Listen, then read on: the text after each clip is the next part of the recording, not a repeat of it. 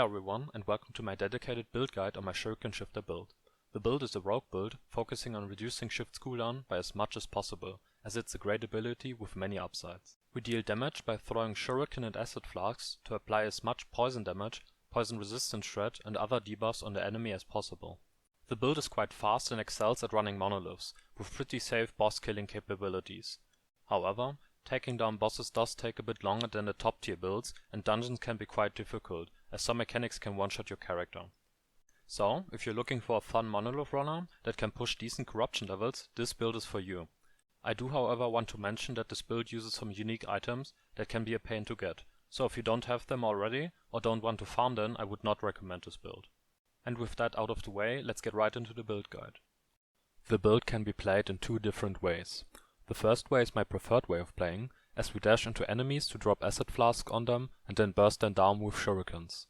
The second playstyle relies on kiting the enemy, which is extremely safe but a bit slower. For bosses, we focus on dodging the mechanics of the boss fight while interweaving shuriken throws into the mix. If we have all of our abilities up, we can look for an opportunity to use them all at once and spam a ton of shurikens into the boss, as we generate flow per unique ability used, which gives us a ton of attack speed. Now let's go over the skills and the skill points I used. First, let's start with shift. Here I first spent 2 points on shadow recuperation, then I spent 5 points on sleight of hand. After that I went with 3 points into swift recovery, 1 point into shadow slip, 1 point into elusive, 1 point into parting gift and later putting 1 more point into it, and then 2 points into arrival gift. Arrival gift here is a bit better, because when we stand in the poison pools, we get additional chance to poison on hit. Lastly, I spent 1 point into unseen strike, 3 points into consumed by shadow, and then took the last point into parting gift. If you want to, you can get +2 level of shift on your gear, and then pick 2 points into momentum. I personally really like this, because it makes running monoliths a lot faster, and also, when we get into a sticky situation, we can just shift out and run away quickly. You could also put a point into emergency flask. At first, I thought it was a really strong node, but after trying it out a bit, I thought it was a bit underwhelming. With these skill points, we can throw shuriken, drop acid flask, and have a lot of defensive abilities. Next up, let's cover shuriken. First, I put 3 points into toxic tips, 1 point into fan of blades, and 3 points into Cillian steel. Then, I took 3 points into alacrity, 4 points into abrasive arsenal, and 1 point into thin shuriken. After that, went with 4 points into ethereal blades. My last point, and also the +2 I get from my helmet, I put into entry points. These nodes allow us to do a lot of damage, and since we have the pierce nodes, we can also do a lot of damage in an area of effect. Now let's go over acid flask. Here I started by going to caustic concoction and putting 2 points in it, then 1 point into contamination and later putting 3 points more into it, then 1 point into poison pools, 5 points into hydraulic acid, then the 3 points into contamination, 1 point into lingering toxicity, and 4 points into amatoxic pools. My last 3 points I spent on lasting sickness. These skill points allow us to debuff the enemy, buff ourselves, and also do some damage. Now let's cover one of our 2 defensive skills. For smoke bomb, I started by putting 1 point into thick smoke, 4 points into eroding fumes, and 1 point into toxic cloud. After that, I put 1 point into generosity, 1 point into enfeeblement, 3 points into moonlight bomb, then 1 point into cleansing steam. After that, I went with concealing and carnage, and 2 points into lingering fumes. These skill points allow smoke bomb to be used defensively and also offensively. The last skill I picked is the defensive skill decoy. At first, I put 1 point into embedded spikes, 2 points into lasting presence, 3 points into the shadows, 1 point into on fire, 3 points into Kelton oil, and 1 point into acid fumes. Then I put 3 points into explosive charges and 3 points into stuffed. My last 3 points I spent on efficient construction. With these points, decoy allows us to get out of sticky situations and also do some damage. Now let's cover the passive skills.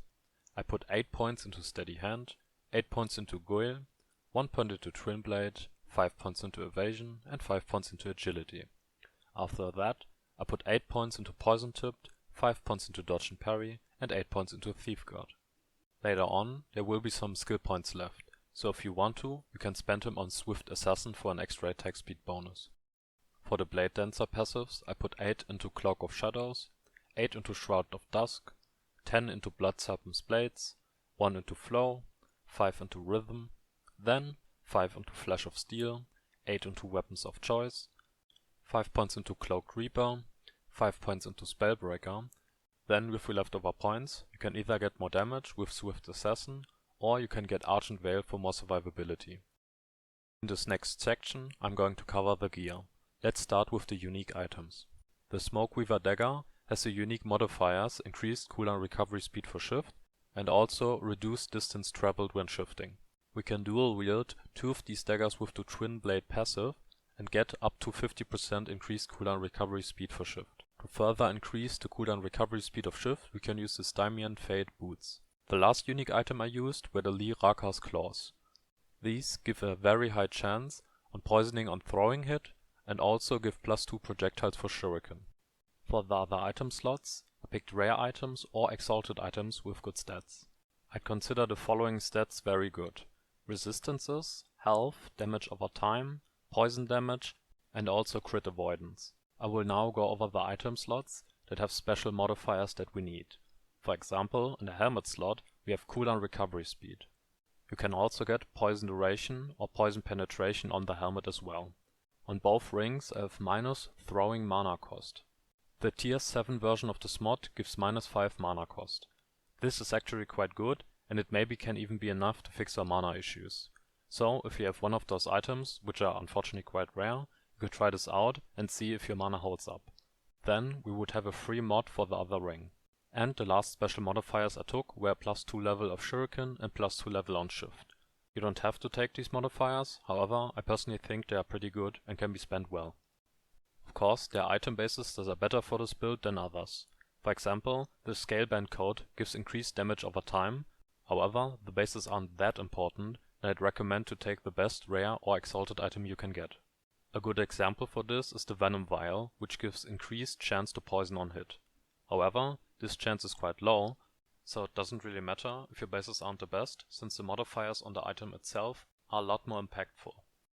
Now let's quickly go over the idle slots. I've chosen to take 4 2x2 idols and then fill in the 1x1 slots. For the 2x2 idols, I took the modifiers that give increased chance to poison per dagger. You can choose the secondary stats as you need. For example, I took one with poison resistance and also one that gives dodge when hit. For the 1x1s, I take the ones that give poison damage or damage over time and also a resistance. If your resistances are capped, you can also take the hybrid modifiers with poison damage and minion poison damage. Now let's cover the blessings. These are quite simple. For example, for the Reign of Dragon timeline, we take one of the 3 damage modifiers for poison damage. There's poison damage, poison resistance shred, and also increased chance to poison. For the Black Sun timeline, I take the blessing that gives health. For the other blessings, we take the ones that give resistances. The increased dagger drop rate is also a really good blessing, as well as the increased gloves drop rate. The other blessings aren't that important, and you can pick whatever you need.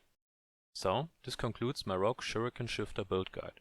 I really hope you enjoyed this video, as I had a lot of fun making it and put a lot of effort into it. If you want to support my channel, you can like the video and also subscribe to my channel. I will soon upload the next build diary series. I will probably release a build guide for this build too, and I also plan on making last Epoch guides in general. Besides that, I hope you have a wonderful day and thanks for watching.